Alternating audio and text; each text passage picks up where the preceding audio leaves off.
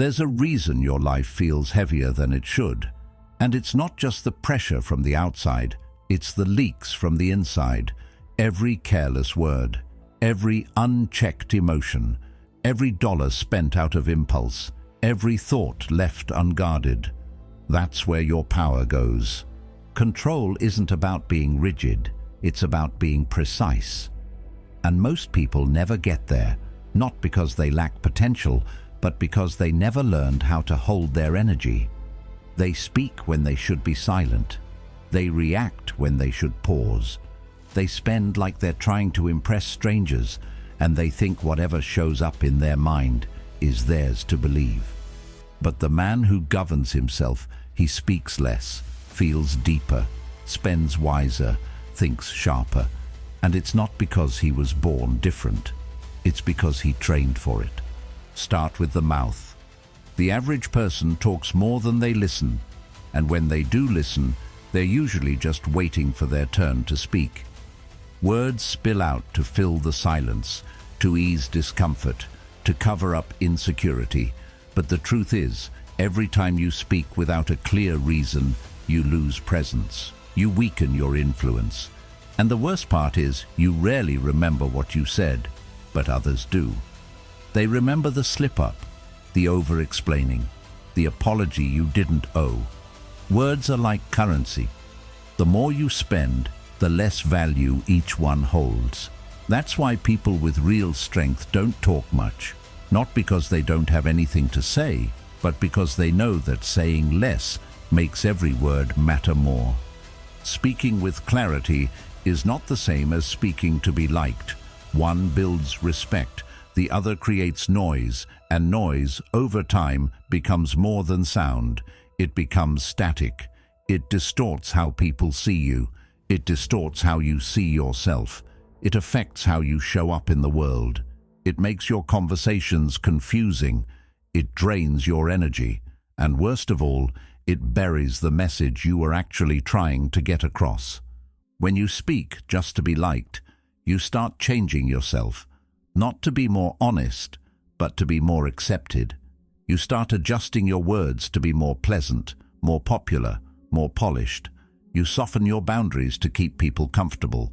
You smooth your edges to avoid disagreement, and slowly your message loses its meaning. You don't just lose clarity in what you say, you lose clarity in who you are. Socrates once said, "The greatest way to live with honor in this world is to be what we pretend to be."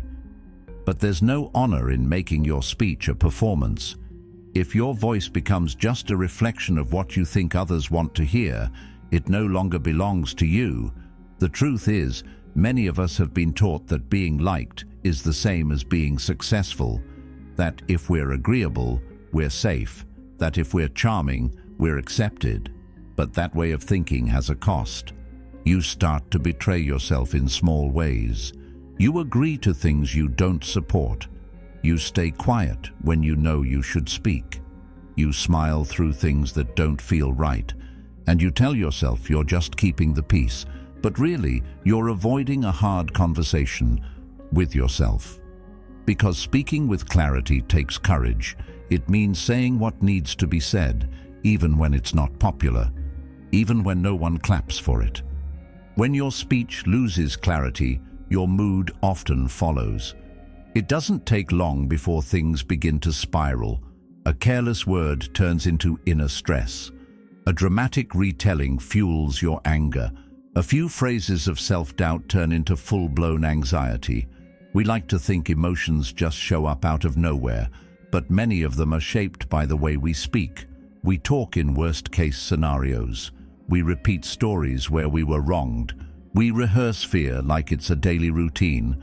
And the more we speak it, the more real it becomes. Your words are your emotional GPS. And if your words are all over the place, your path will be too. Chaos in your mouth becomes chaos in your life. Carl Jung once wrote, "What you resist not only persists, but will grow in size." And what we often resist most is silence.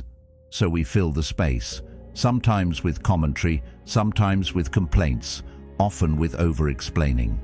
That noise becomes our emotional operating system. Insecurities turn into spoken habits. Doubts get repeated until they harden into limitations. It's not just that emotion controls what we say, it's that what we say constantly fuels the emotion. Think of the small phrases you repeat without thinking. I'm so tired. I can't do this. I'm not good enough. These aren't just throwaway lines, they're reinforcements. Every time you speak them, you're conditioning your nervous system to operate from that place. The mouth becomes the entry point for emotional chaos. The more you speak without awareness, the more you feel without clarity. And when emotions spin unchecked, your decisions don't come from vision, they come from volatility. Aristotle explained this perfectly when he said, "Anyone can become angry, that is easy. But to be angry with the right person, to the right degree, at the right time, for the right purpose, and in the right way, this is not easy." Emotional control isn't about burying what you feel. It's about holding it long enough to understand it. That's what emotional sovereignty looks like. And it begins with recognizing how your words either steady your mind or stir it up. Most people let their words run wild, not because they're careless, but because they've never learned the value of restraint. Silence was never framed as a strength. We were taught that speaking up means power. But not every thought needs a voice. Not every feeling needs a stage. The more you talk without reason, the less power each word carries. Plato once said, "Wise men speak because they have something to say. Fools because they have to say something." That line hits different when you realize how often people speak not to communicate, but to feel important. Not to bring clarity, but to be seen. The tragedy is that in trying to be heard, we bury the message. We drown out what truly matters. This is where discipline steps in, not the cold, punishing kind, but the powerful kind. The kind that pauses before replying, the kind that chooses presence over performance, the kind that trusts silence when silence is the strongest response. The more deliberate your speech becomes, the more emotionally stable you grow. And when your emotions are stable, your decisions get sharper. You stop rushing into arguments. You stop obsessing over things you said days ago. You stop trying to win conversations. You move with clarity instead of ego. The Stoics had a phrase, endure and abstain. They weren't advocating for suppression, but for strength. Strength to hold what matters and release what doesn't. Strength to sit with discomfort without making it louder. That calm, grounded presence. That's what people feel before you even speak. That's what builds weight behind your words when you finally do. Mastering your mood is the beginning of mastering your path. When your emotions are reactive, your direction is always off. You're not steering, you're spinning. Most people don't notice they've given their control away. They think they're managing things, when in truth, they're avoiding them. Not by facing what's hard, but by finding something to distract themselves. One scroll, one snack, one excuse at a time. We tell ourselves we need a break, but what we really crave is an escape. Discomfort shows up and we treat it like a threat. Instead of holding the pressure, we reach for something familiar, a song, a snack, a screen, a conversation that pulls us away from ourselves, not because we're weak, but because we've been taught that pain is a sign something's wrong. But most of the time, pain isn't a warning, it's a teacher. We've been sold the lie that peace comes from feeling good all the time. But real peace? It comes from facing what doesn't feel good and staying steady. That's how resilience is built. That's how you stop running from life and start leading it. Carl Jung said, "People will do anything, no matter how absurd, to avoid facing their own souls." And he was right. Facing yourself means sitting still long enough to feel the things you've been running from. It means breathing through anger instead of exploding with it. It means letting fear exist without letting it take over. It means understanding that sadness doesn't make you weak, it makes you real. But still, we run. We mask what we feel with cheap comforts, because that's easier. It's easier to point at the day, the job, the weather, the traffic. It's easier to shrug and say, "That's just how I am," as if being moody is something you inherited, as if losing control is just part of your personality. But the truth is, none of that is who you are. It's simply what you've repeated, and what's been repeated can be replaced. Aristotle believed that virtue is something we grow into, that character is built through habits, not handed down at birth. If you've learned how to panic under pressure, then you can learn how to stay calm. If you've learned to lash out, then you can learn to pause. If stress makes you collapse now, with enough repetition, it can teach you how to stand tall. But it doesn't start with force, it starts with awareness. The next time the pressure rises, don't run from it. Instead, notice it, give it a name, watch it carefully. Most of the time, it's not about fixing what you feel, it's about understanding where it's coming from. Something as simple as sitting with the feeling, even for a few minutes, changes your relationship with it. You don't need to rush to change it. You just need to stop running from it. That's the beginning of emotional discipline, not acting like everything's fine, but also not letting every feeling push you around. Real discipline isn't cold, it's calm. It gives you options, and the more you practice it, the clearer everything becomes. You stop being ruled by emotion, and you start leading with clarity. And when clarity enters, better decisions follow. This is where the ripple effect begins. Emotional instability doesn't just affect your mood, it shapes your money. Many financial mistakes don't come from lack of knowledge. They come from emotional chaos. The wrong purchase at the wrong time, the quick fix you didn't think through. Not because you needed something, but because you needed to feel something. That pair of shoes, that latest gadget, the delivery food you didn't even want, the expensive night out that felt hollow by morning. None of it was really about the thing. It was about the moment. You were tired. You were restless. You were unsure of yourself. The purchase became a distraction, a soft bandage over a deeper discomfort. The problem most of the time isn't the spending, it's the emotional state behind it. That's the part most people don't notice, but that's the part that shapes everything else. Plato once said, "The first and greatest victory is to conquer yourself, and that includes the part of you that keeps chasing comfort instead of learning to sit with discomfort." Money decisions made in a place of instability are rarely good ones. People don't invest wisely when they feel scared. They don't save when they feel emotionally drained. They don't spend with clarity when they feel lost. And here's what stings the most. The world knows this. The world banks on your emotional reactivity, the marketing, the notifications, the urgency. It's not built for your rational mind.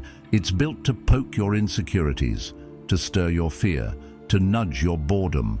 And if you're emotionally ungrounded, you'll spend, not out of desire, but out of imbalance. You'll call it a reward, but it's really a reaction. You'll call it self-care, but it's really self-avoidance. You'll call it treating yourself, but what you're really trying to treat is the tension inside. But this cycle doesn't have to continue. There's another way. You can pause before you purchase. You can breathe before you swipe. You can feel the urge rising and still decide not to act on it. That's not restriction. That's direction. That's power. You don't reclaim control by cutting joy out of your life. You do it by choosing joy that aligns with who you are, not joy that's forced by a moment of emotional weakness. You start to tell the difference between purchases that build your life and ones that drain it. You learn when you're investing in your future and when you're just trying to numb your present. When your emotions are balanced, your relationship with money changes. You stop chasing what sparkles. You stop needing things to validate you. You stop spending to be noticed. Instead, you start spending with intention, with purpose, with inner peace as the guide, not impulse. Socrates said, "The unexamined life is not worth living." But in today's world, it's the unexamined impulse that does the most damage. One small decision made from the wrong emotional state can ripple out for weeks, for months. And the damage isn't just financial, it's mental. It reinforces a pattern. I feel bad, so I buy. I feel empty, so I spend. I feel restless, so I consume. You don't need to cut yourself off from everything. You just need to understand what your decisions are really trying to solve. Are they building your foundation or just filling a hole? Because the truth is, no purchase can fix how you feel if you're disconnected from yourself. The item might arrive, but the emptiness stays. But the good news, you can rewire it. You can choose differently. You can slow down. You can listen to what your body is really asking for. You can create space between the feeling and the action. And in that space, your power returns. Not because you denied yourself, but because you finally decided to stop running. Socrates taught that the unexamined life is not worth living. But there's something else just as dangerous, the unexamined impulse, especially when it comes to money. Because every unexamined impulse is a seed of regret waiting to grow. It doesn't always show up immediately. Sometimes it takes the shape of debt. Sometimes it creeps in as dissatisfaction. But eventually it makes itself known. This isn't about being rigid.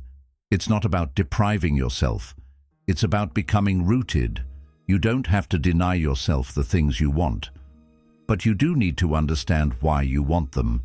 You need to know what part of you is reaching out with your wallet, whether you're building your future or buying a moment of relief, whether you're aligning with your purpose or just distracting yourself from your discomfort. The shine fades, the package gets opened, and if your inner world hasn't changed, you're left with the same ache, just with a little less money. But when you start doing the real work, the inner work, things shift. You don't just spend less, you spend better. You stop looking for things to complete you. You stop using money as a substitute for meaning. Your spending becomes a reflection of your values instead of your emotions. You begin to invest in what makes you grow, not just what makes you feel better for 5 minutes. And you walk into spaces already full, so you don't need to prove anything to anyone. That kind of wholeness can't be bought. It's earned through discipline, through silence, through consistent choices made from presence, not performance, from intention, not impulse. The world won't tell you this. It will sell you the opposite. It will reward your reaction, your distraction, your emotional spending. It will push messages like, treat yourself, you deserve this, buy now, figure it out later. But dopamine has debt, that quick hit of pleasure. It often comes with a slow burn of consequence. You don't always see it in your bank account, but you feel it in your habits, your focus, your energy. The more you soothe with spending, the more your nervous system starts to depend on consumption for comfort. That's how addiction begins. Not always with drugs or alcohol, but with behavior that feels harmless because everyone else is doing it too. Society has normalized reactive spending. You had a hard day? Buy something. You feel overlooked? Spend big.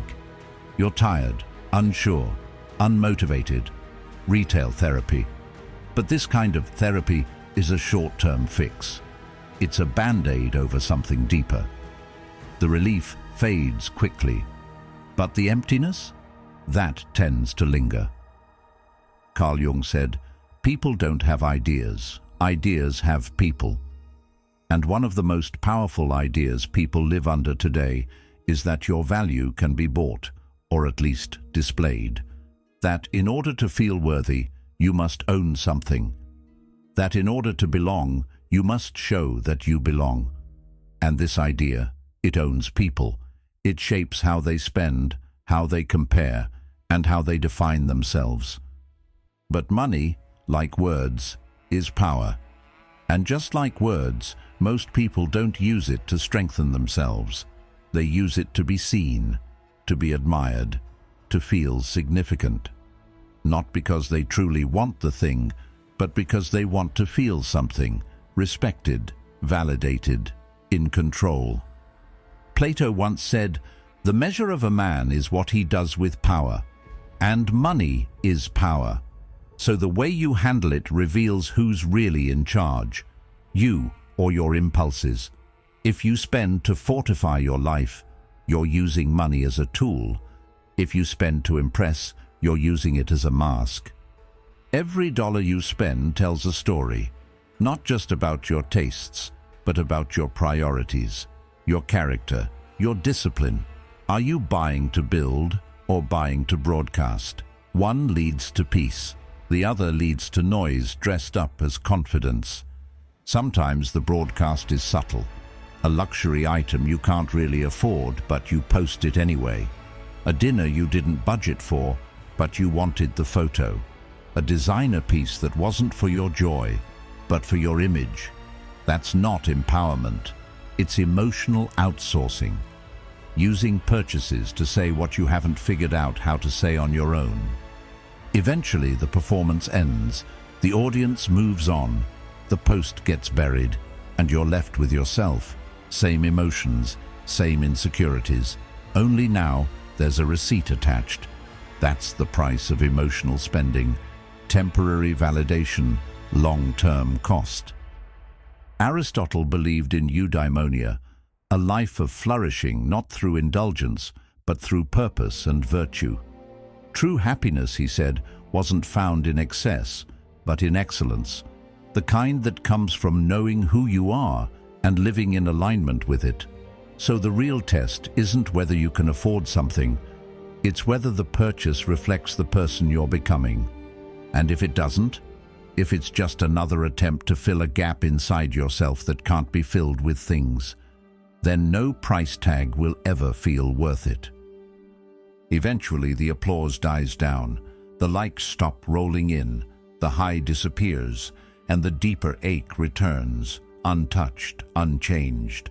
That's the moment where most people buy again, but it can also be the moment where something different happens, where you pause, where you observe, where you choose to stop pouring your power into things that don't return it.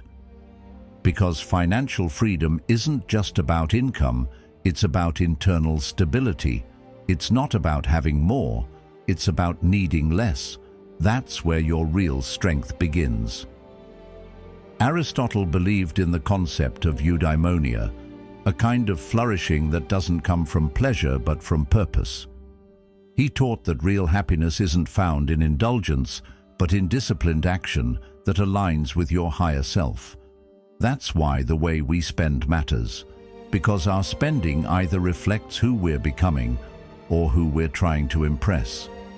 And often, it's not even about impressing people who matter. It's usually for strangers, or worse, people who aren't even paying attention.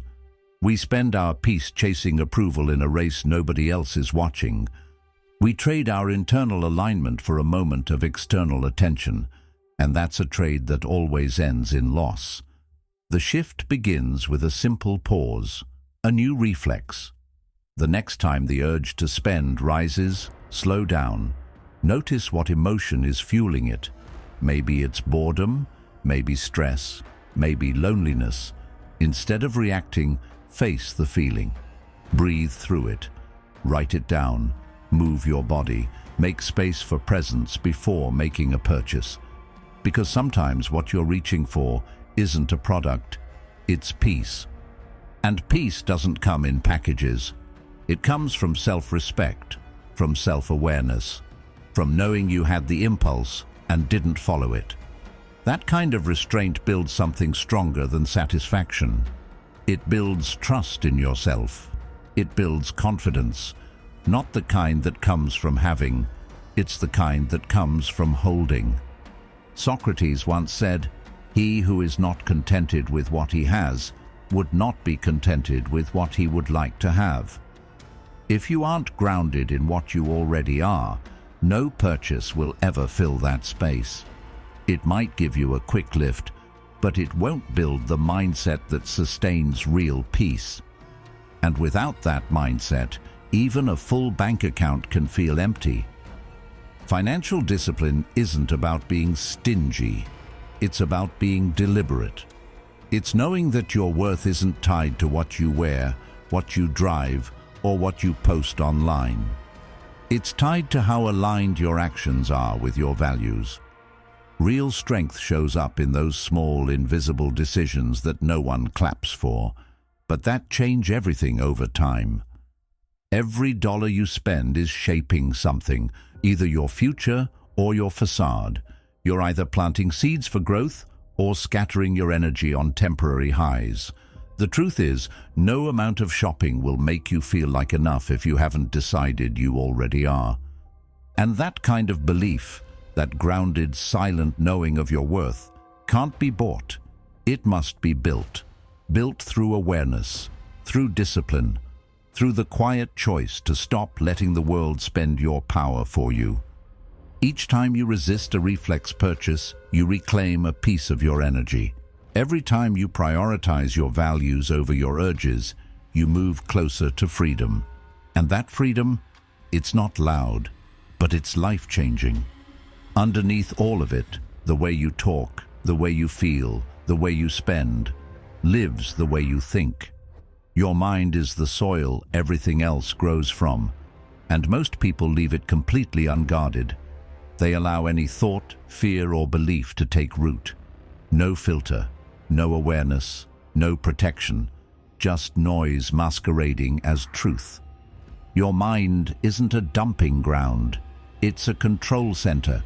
If you don't guard what enters, you can't control what leaves. Your words, your decisions, your behaviors, your habits. Most people don't realize this because they confuse mental activity with mental authority. A loud thought isn't always a true thought, but if you never slow down, you won't notice the difference. Carl Jung said, "Until you make the unconscious conscious, it will direct your life and you will call it fate." And that's exactly what happens when you let your mind go unexamined. You start reacting to fears that aren't yours. You live out patterns you never agreed to. You follow stories that were planted by others, your upbringing, your culture, your past pain, without stopping to edit the script. Silence changes that. Not silence as in muting the world, but silence as in meeting yourself. Sitting with your thoughts without obeying them. Watching them come and go. Learning which ones serve you and which ones don't. That stillness, that awareness, is the beginning of reclaiming your mind. But stillness isn't easy. It reveals things. It shows you the patterns you buried under noise. It makes you confront the discomfort you drowned in distractions. But that discomfort, that's the beginning of clarity. That's where real change starts. Plato said, "The first and best victory is to conquer self." And the battlefield is your own mind. Because if you can't sit with your breath without checking your phone, if you can't feel peace without external validation, if silence makes you spiral, then you're not free. That's not calm. It's dependence. Freedom starts when you stop reacting to every thought, when you catch a pattern before it runs you, when you create just enough space between stimulus and response to choose something better. That tiny space, that split second of observation, is where your power lives. You don't need to believe every thought you think. You don't need to follow every story your mind tells. You can stop, watch, choose again. And every time you do, you take back control. You step out of chaos and into command.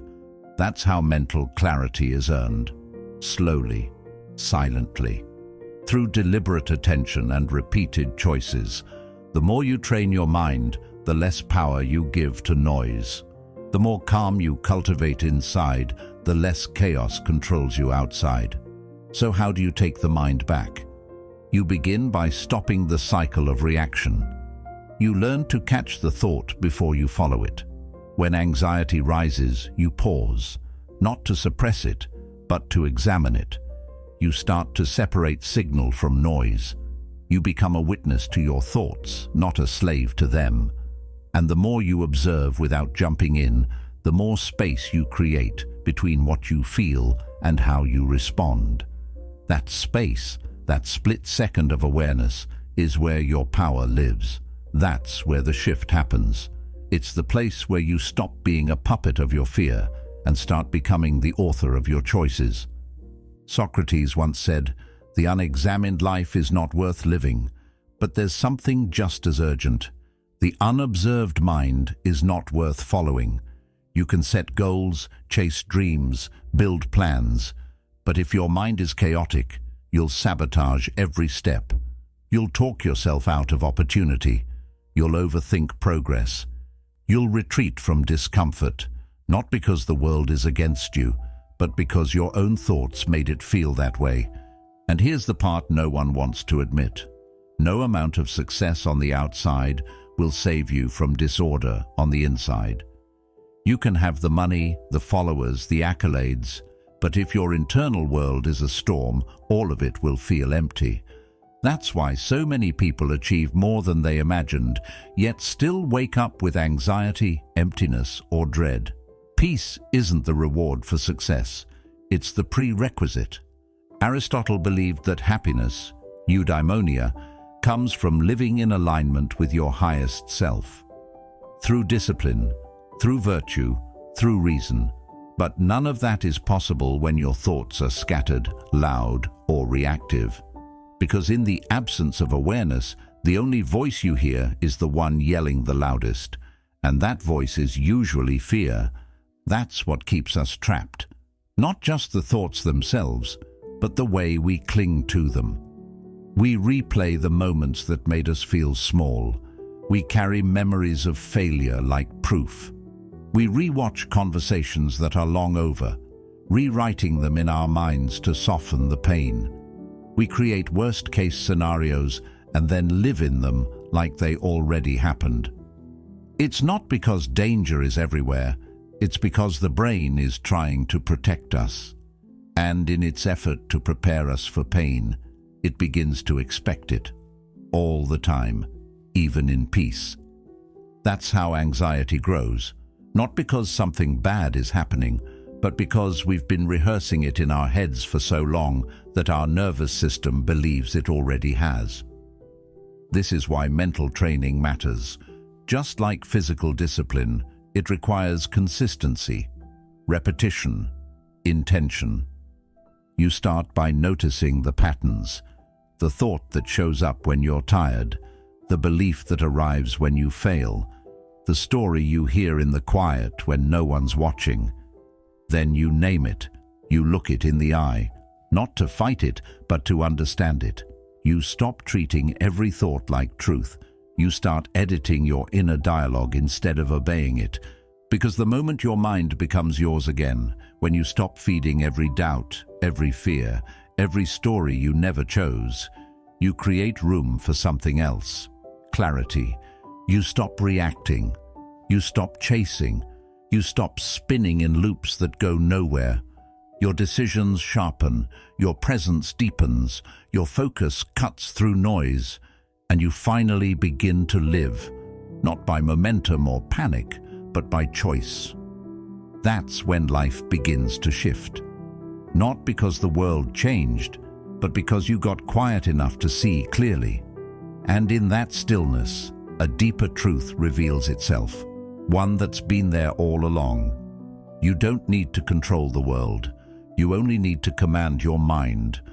Once you do that, nothing outside of you can ever own you again. Master your mouth, your mood, your money, and your mind, and the world no longer pulls you out of alignment because you're finally anchored within. That's the shift. Quiet, but undeniable. When your inner world is steady, The outer one begins to move with respect. If this message spoke to you, there's another one waiting, right there on your screen. Watch it next. Let it take you deeper. Thank you for being a part of Stoic Journal, where clarity replaces chaos and silence becomes strength.